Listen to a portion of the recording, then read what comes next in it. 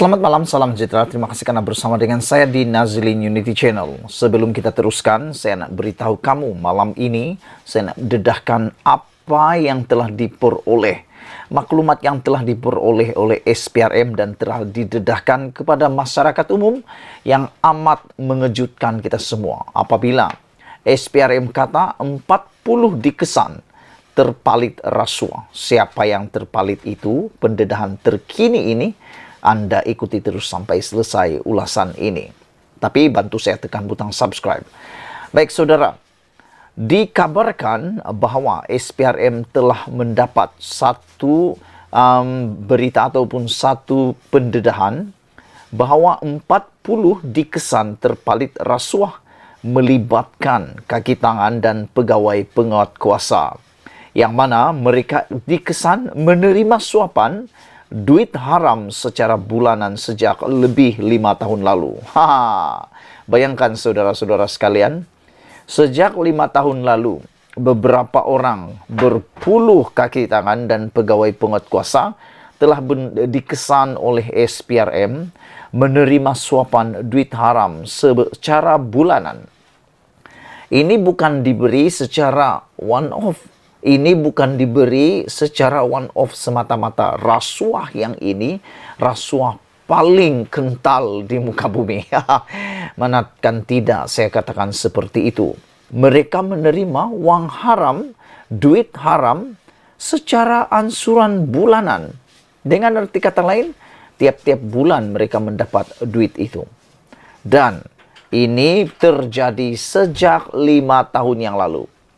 Menjadi persoalan kita ialah kenapa sebelum ini belum didapati atau belum terdedah. Tak pernah kita dengar cerita seperti ini.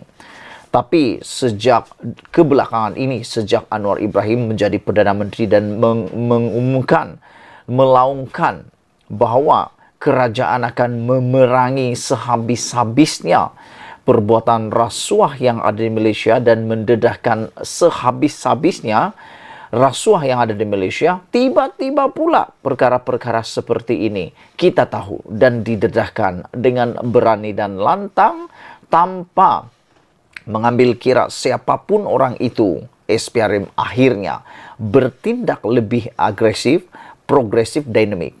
Inilah yang kita harapkan daripada SPRM. Bukan hanya nama semata-mata, tetapi bertindak lebih progresif dan agresif. Jadi kita ucapkan tahniah kepada SPRM kerana waktu ini, hari ini, dengan berpandukan dengan adanya Perdana Menteri yang baru, yang mana benar-benar mahu memerangi rasuah, mereka kini berperang habis-habisan. Kita ucapkan tahniah dan tabik spring kepada SPRM. Kegiatan rasuah ini yang dikesan berlaku sejak 5 tahun lepas ini, dikesan oleh SPRM susulan risikan yang dilakukan terhadap 3 agensi penguatkuasaan, membabitkan Agensi Jabatan Perikanan DOF, Pasukan Gerakan Marin PGM, dan Agensi Penguatkuasaan Maritim Malaysia APMM. Sumber memberitahu kepada Harian Metro bahawa kaki tangan 3 agensi itu dikesan menerima rasuah diberikan pemilik bot nelayan dan pengusaha sangkar ternakan ikan dalam bentuk wang tunai. Bayangkan saudara-saudara, SPRM mengesan rasuah ini diberi kepada penguatkuasa kaki tangan di 3 agensi ini. Siapa agensinya? Jabatan Perikanan DOF, Pasukan Gerakan Marin PGM, dan Agensi Penguatkuasaan Maritim Malaysia APMM. Inilah yang dikatakan harapkan pagar-pagar makan padi. Jadi dengan apa yang dilakukan oleh SPRM ini, kita amat gembira kerana makin hari makin menakutkan orang-orang yang kaki sakau, kaki rasuah. Bagi mereka yang tidak melakukan rasuah, ini pasti perkara yang amat menyenangkan hati kita. Tapi mereka yang sudah biasa bergelumung dengan hidup makan duit haram, menggunakan rasuah untuk melakukan sesuatu, pasti mereka tidak suka dan makin benci. Walau bagaimanapun, kita harus berpegang perintah kepada undang-undang. Ada yang menerima ratusan ringgit, ada yang menerima suapan hingga ribuan ringgit sebulan. Saya pikir yang ratusan ringgit ini mungkin hanya bilis-bilis kecil. Tapi apabila jerung-jerung besar, pastinya umpannya pun amat besar. Biasanya apabila ribuan ringgit diberi ini melibatkan jerung-jerung besar. Nah, bilis-bilis kecil hanya dapat ratusan ringgit aja. Macam itulah. Jumlah wang rasuah diterima adalah mengikut jawatan dan pangkat disandang, kata SPRM. Nah, itu yang saya cakap tadi. Jawatan yang rendah, terima ratusan ringgit. Jawatan makin besar, ribuan ringgit. Tapi syukurlah, SPRM bertindak lebih pantas, lebih bijaksana daripada jerung dan ikan bilis ini. Menurut SPRM, lebih besar kedudukannya dalam agensi, maka lebih tinggi nilai suapan yang diterima mereka.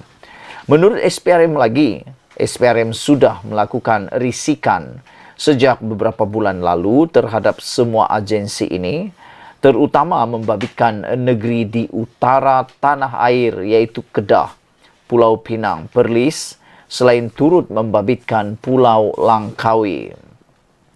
Berdasarkan siasatan, terdapat 4 faktor mengapa pemilik bot nelayan dan pemilik sangkar ikan memberikan rasuah kepada agensi penguatkuasaan ini.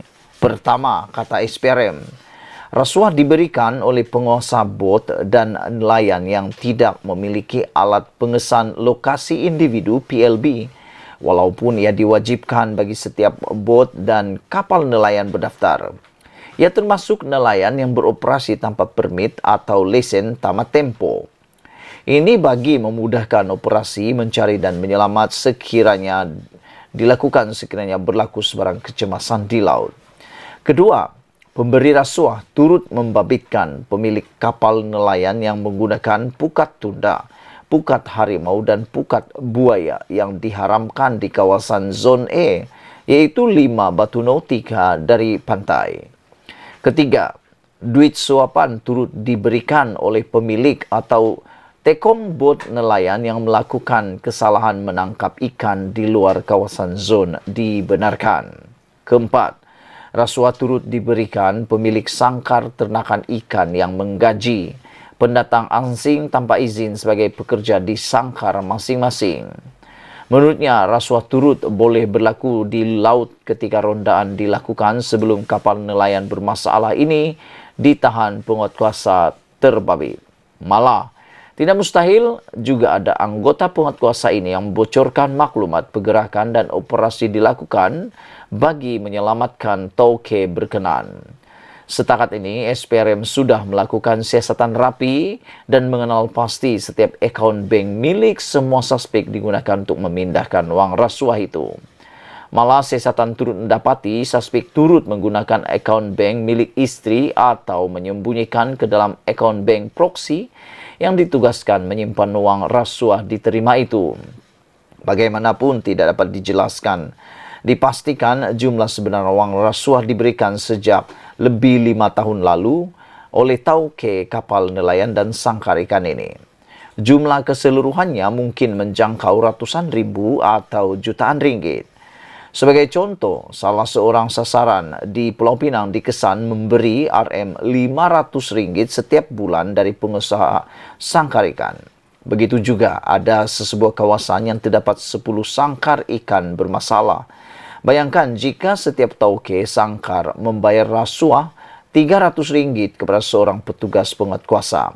Berapa sebenarnya jumlah wang yang dibayar jika terdapat lebih dari seorang individu penerima rasuah?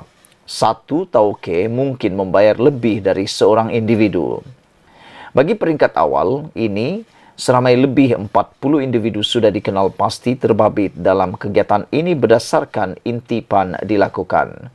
Semua mereka akan diambil tindakan dalam waktu terdekat, katanya. Menurutnya juga, jumlah itu termasuk individu atau tauke yang memberikan rasuah kepada anggota dan pegawai agensi terbabit.